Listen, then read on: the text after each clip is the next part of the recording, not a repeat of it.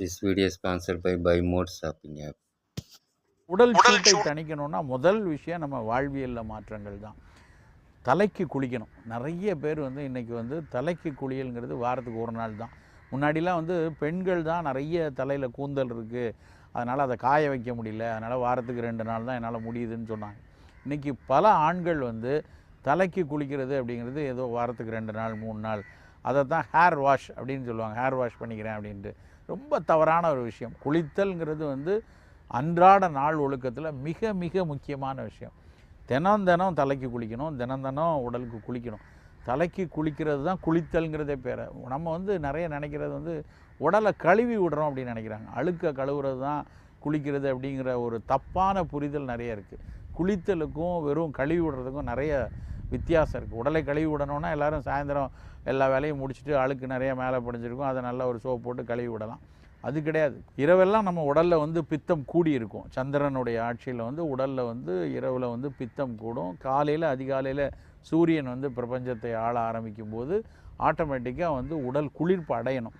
அதுக்கான ஒரு வாழ்வியல் பயிற்சி தான் இரவு கூடிய பித்தத்தை காலையில் தணிப்பதற்காக தான் எல்லோரும் காலையில் குளிக்கிறோம். அழுக்கு தேய்ச்சி குளிக்கிறது, கழுவி விடுறதுனா அது எல்லோரும் ராத்திரி பண்ணலாம். அப்படி காலையில் குளிக்கும் பொழுது மேலுக்கு குளித்து தலையில் தான் பித்தம் தங்கி இருக்கும். அந்த பித்தத்தை தணிக்கிறதுக்காக தான் காலையில் குளிக்கணும். அதனால் பித்த வெடிப்பு வராமல் இருக்கணும்னா முதல்ல எல்லோரும் தலைக்கு குளிக்கிற பழக்கத்தை கொண்டு வரணும். 2வது, வாரத்துக்கு ஒரு நாளாவது தலைக்கு நல்லெண்ணெய் வைத்து குளிக்கணும். நல்லெண்ணெயை வச்சு தலையில் மசாஜ் பண்ணிவிட்டு ஒரு 15-20 நிமிஷம் கழித்து குளிக்கலாம். உடம்பெல்லாம் எண்ணெய் பூசி குளித்தல்ங்கிறது, எண்ணெய் குளியல்ங்கிறது நம்மளுடைய பாரம்பரியமாக ஒரு மிகப்பெரிய நலப்பழக்கம். அந்த பழக்கம் இப்போ ஒழிஞ்சே போச்சு. ஒரு காலத்தில் என்ன சொன்னாங்க, மேலே தேய்க்கிற எண்ணெயினால் நல்லெண்ணெயினால் என்ன பெருசாக மாற்றம் வந்துட போகுது, அது எப்படி உடம்புக்குள்ளே மாற்றம் வரும்னு கேள்வி கேட்ட காலம் உண்டு. நவீன அறிவியல் பெருநாட்கள் அதை ஏற்றுக்கொள்ளவே இல்லை. ஆனால் இன்றைக்கு அறிவியல் என்ன சொல்லுது அப்படின்னா, இந்த உடம்புல எண்ணெயை தேய்த்து தலைக்கு எண்ணெய் வச்சு தேய்ச்சி குளிக்கிறப்ப உடலுக்கு நல்லது செய்கிற பல சுரப்புகள் உடம்புல கூடுது அப்படிங்கிறத அறிவியல் பூர்வமாக ஆய்ந்திருக்கிறாங்க. சாதாரணமாக எண்ணெய் தேய்ச்சி குளித்தாலே ஒரு தூக்கம் வருது இல்லையா, உடம்பு ஒரு நல்ல சோர்வில் இருந்த உடம்பு நீங்கி ஒரு உடம்பெல்லாம் இலகுவான மாதிரி ஒரு உணர்வை நம்ம உணர்கிறோம் இல்லையா. அப்போ உடம்புக்குள்ளே ஏதாவது ஒரு மாற்றம் இல்லாமல் இந்த உணர்வு வருமா? அதனால் நல்லெண்ணெய் தேய்த்து குளிக்கிற பழக்கத்தை கண்டிப்பாக நம்ம சின்ன வயசு முதல்லே கொண்டு வரணும். உணவில் எண்ணெய் பொருட்களை நிறைய எடுக்கக்கூடாது. பொதுவாகவே எண்ணெய் பொருட்களை இன்றைக்கு இந்த நான் கம்யூனிகபிள் டிசீசஸ் நிறையா வர ஆரம்பித்தப்புறம், எங்கே பார்த்தாலும் இரத்த கொதிப்பு, எங்கே பார்த்தாலும் மாரடைப்புன்னு வர ஆரம்பித்ததுக்கப்புறம் குறைக்க சொல்கிறோம்.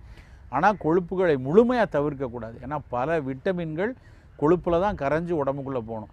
நம்ம பெரியவங்களுக்கு வீட்டில் இருக்கவங்களுக்கு எண்ணெய் பலகாரம் கூடாதுன்னு சொல்லிட்டு சின்ன பிள்ளைங்களுக்கும் எண்ணெயை காட்டவே இல்லைன்னா அவர்களுக்கு உடலினுடைய வளர்சிதை மாற்றத்துக்கு தேவையான ஒரு சில விட்டமின்களும் கிடைக்காம போயிடும். அதனால் குறைந்த அளவுக்கு எண்ணெய் உணவை தினசரி பயன்படுத்தணும். நிறைய எண்ணெயில் பொரித்த உணவுகளை அதிகம் எடுக்கக்கூடாது. இந்த எண்ணெய் உணவுகள் பித்தத்தை கூட்டிடும். ஊறுகாய் நிறைய எடுக்கிறது, முலாப்படிக்கு எண்ணெய் விட்டு சாப்பிட்றது, எல்லாத்துலேயும் ரோஸ்ட்டு மாதிரி எண்ணெய் தோசை விட்டு சாப்பிட்றது, ஃப்ரைடு ரைஸ் மாதிரி எண்ணெயிலேயே பொரித்த அரிசி உணவோ எண்ணெயிலேயே பொரித்த காய்கறிகளோ எடுக்கிறது, இந்த கெட்ட கொழுப்புகள் சொல்கிற டிரான்ஸ்ஃபேட்ஸ் நிறைய இருக்கிற எண்ணெயில் வேக வைத்த எண்ணெயில் பேக் பண்ணி எடுத்த பஃப்ஸ் மாதிரி உணவுகளை அதிகம் எடுக்கக்கூடாது. இது எல்லாம் பித்தத்தை கூட்டும். இன்னொரு விஷயம் பித்தத்தை கூட்டுறது என்னென்னா, இரவு தூக்கத்தை தவிர்க்கிறது. இரவில் பொதுவாக உடலில் பித்தம் கூடும்.